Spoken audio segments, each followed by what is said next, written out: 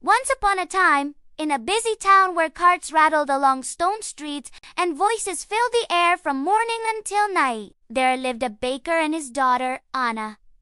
The baker's shop stood on a small corner near the market square. Every morning, before the sun rose, the baker lit the oven and prepared the dough. Anna was always there beside him. She measured flour, fetched water, and cleaned the wooden tables. She worked quietly, moving with care and patience. Anna did not speak much. While others laughed loudly or boasted of their work, she listened. She noticed small things, the way the fire burned too hot on windy days, the way tired travelers looked for a place to rest, and the way the town grew calmer at dawn. Across the street lived another baker with his son. Their shop was larger and louder. The son liked to speak proudly about their bread and mocked Anna for her silence. "She never says a word," he laughed. "How can anyone notice her?" Anna heard his words but did not answer. She simply continued her work. Each day followed the same gentle rhythm. The baker kneaded dough, Anna shaped loaves, and the warm smell of bread filled the street. Customers came and went. Some smiled kindly at Anna, others barely noticed her at all.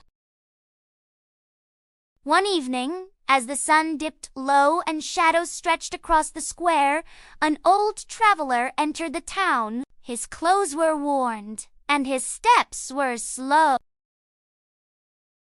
He stopped in front of many shops, but the doors closed one by one as people hurried home. At last, he reached the baker's shop where Anna was sweeping the floor. "Good evening," the traveler said softly. "I am hungry." Anna looked at him and nodded. Without asking questions, she brought him a loaf of fresh bread and a cup of warm milk. She placed them gently on the table and stepped back. The traveler ate slowly, his hands trembling slightly. When he finished, he smiled. "Thank you," he said. "Your kindness is rare." Anna smiled in return but said nothing. The traveler rose and continued on his way, disappearing into the quiet streets as night fell. That same night, dark clouds gathered over the town. The wind grew strong, and heavy rain began to fall. Thunder echoed through the streets as water rushed along the roads. By morning, the storm had passed, but the town was changed. Roofs were damaged, doors were broken, and many ovens were flooded.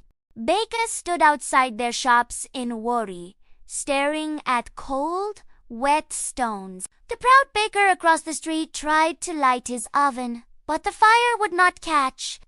Water had soaked the floor and ruined the dough. One by one, bakers realized they could not bake that day. In Anna's shop, however, the oven still glowed warmly. The baker and Anna worked quietly, just as they always had. Bread filled the shelves, fresh and golden. Soon, people gathered outside their door. A line formed, long and silent. Among those waiting stood the proud baker and his son. They said nothing as they waited their turn. Anna handed out bread carefully, making sure everyone received a loaf. When the last customer left, the baker looked at his daughter with pride. "You did well," he said. Anna nodded and returned to cleaning the table. From that day on, people noticed her quiet presence. They greeted her kindly and spoke more gently in her presence. And so, the town learned that kindness does not need a loud voice to be felt.